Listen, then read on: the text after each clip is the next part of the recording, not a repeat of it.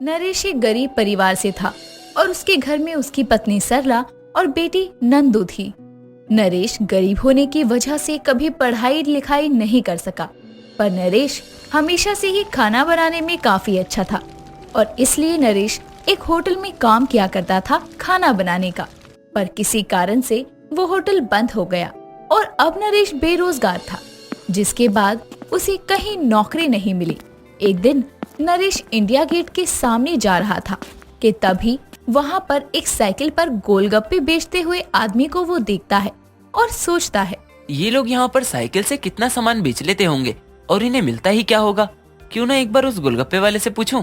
नरेश अब उस गोलगप्पे वाले के पास जाकर उसे कहता है, भैया 1 प्लेट गोलगप्पे देना।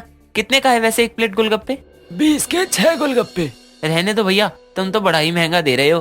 अरे भाई, ये इंडिया गेट है और बाजार नहीं जो सस्ता मिले। यहाँ जो भी यहाँ घूमने आता है वो घर का खाना नहीं लाता और यहाँ घर जैसा खाना मिलता भी नहीं है।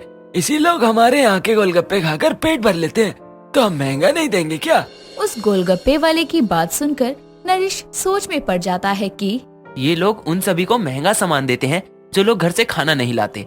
और तो और अगर ये सब होटल या किसी ढाबे में जाएंगे तो भी उन्हें महंगा खाना ही मिलेगा। तो क्यों ना यहाँ पर अपना एक खाना बेचने का काम शुरू कर दूं।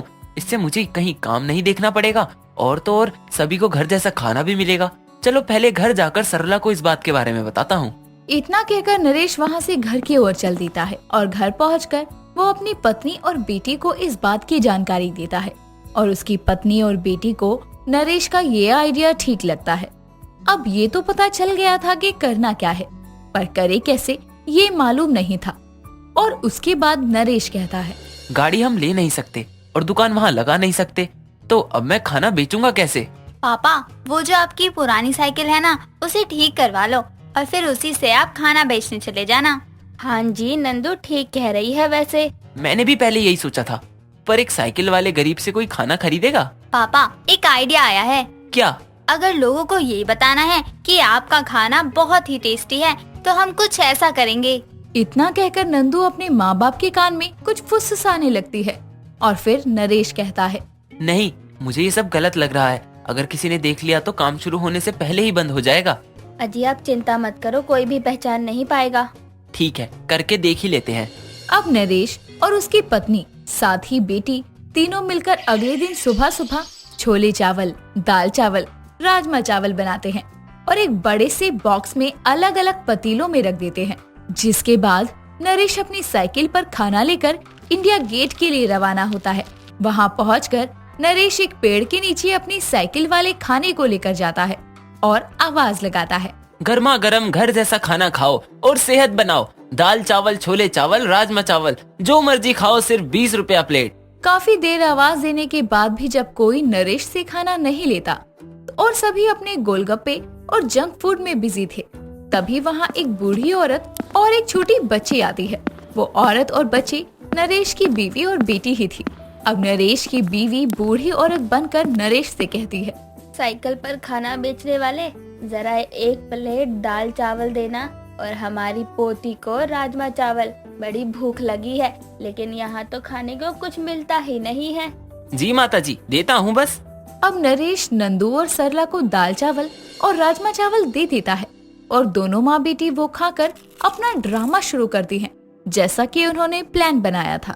दादी दादी, ये खाना तो बड़ा ही टेस्टी है। मैंने तो आज तक ऐसा खाना खाया ही नहीं। हाँ मेरी बेटी, खाना तो बहुत ही अच्छा है। मैं तो अब 1 प्लेट पैक भी करवा कर ले जाऊंगी घर। दोनों माँ बेटी भर भर कर खाने की तारीफ करते हैं और उन्हें देखकर वहाँ मौजूद सब लोग उन दोनों की तरफ देखने लगते हैं और नंदू को इतना चटकारे लगाकर खाना खाते देखकर बच्ची भी वहाँ खाना खाने की जिद करने लगते हैं और फिर उन लोगों को भी वहीं से खाना लेना पड़ा।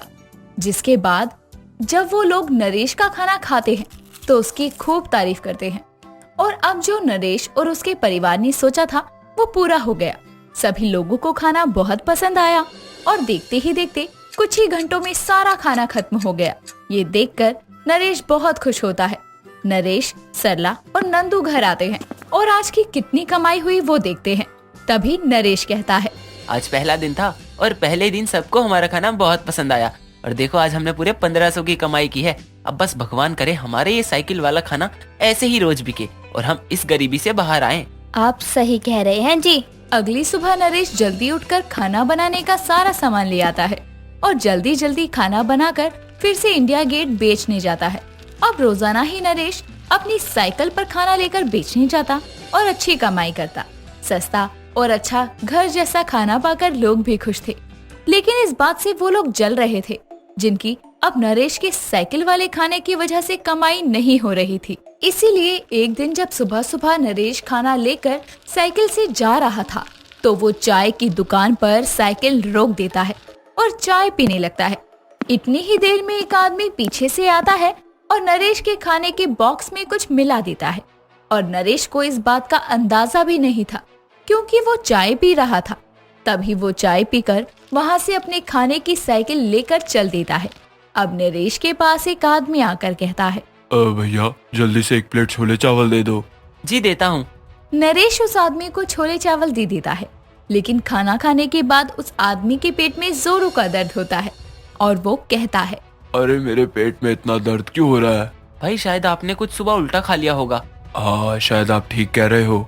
इतना कहकर वो आदमी वहाँ से पेट पकड़कर चला जाता है। उसके बाद एक औरत आती है और नरेश के पास आकर कहती है, भैया 1 प्लेट दाल चावल दे दो। तुम्हारे यहाँ के दाल चावल जैसा स्वाद कहीं भी नहीं मिलता, कुछ अलग ही स्वाद है इनमें। अरे नहीं बहन जी, ऐसा तो कुछ भी नहीं है, ये लीजिए आपके दाल चावल। अब वो औरत नरेश के दाल चावल खाती है और उसके पेट में दर्द शुरू हो जाता है और वो भी वही सब कहती है जो उस आदमी ने कहा था।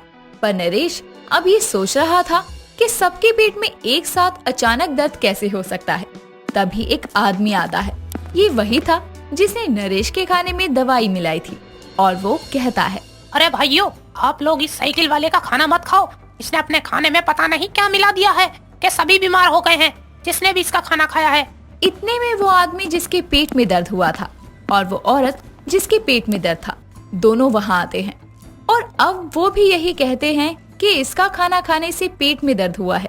ये सुनकर वहाँ खड़े लोग भड़क जाते हैं और नरेश की एक नहीं सुनते, उसकी खूब पिटाई करते हैं। साथ ही उसका सारा खाना फेंककर उसकी साइकिल तोड़ देते हैं। नरेश जैसे तैसे अपनी जान बचाकर घर आता है और जो कुछ वहाँ हुआ वो सब अपनी पत्नी और बेटी को बताता है।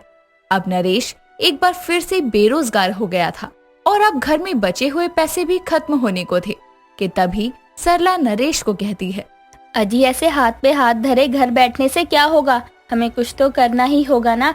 आगे हमारी बेटी भी बड़ी हो रही है, खर्चा बढ़ रहा है अब। तो क्या चाहती हो तुम, क्या करूँ मैं? थक कर मत बैठो, जो काम बंद किया है दोबारा शुरू करो। पर अब मुझसे कोई खाना क्यों खरीदेगा? जरूरी नहीं कि आप एक ही जगह बेचो अपना खाना। आपके पास साइकिल है जिसे आप कहीं भी ले जा सकते हो। बेचने के लिए एक जगह से दूसरी जगह तो जा ही सकते हो। वैसे सही कह रही हो तुम, मुझे ऐसे हिम्मत नहीं हारनी चाहिए। चाहे जो भी हो, मैं कितना भी गरीब क्यों ना हूँ, पर मेरे पास मेरी साइकिल और मेरा टेस्टी खाना है। अब मैं दोबारा अपनी साइकिल पर खाना बेचने जाऊंगा। इतना कहकर नरेश अपनी टूटी हुई साइकिल को ठीक करता है और फिर से अपनी साइकिल पर खाना लेकर निकल पड़ता है बेचने के लिए। और इस बार वो नई नई जगह जाकर खाना बेचा करता।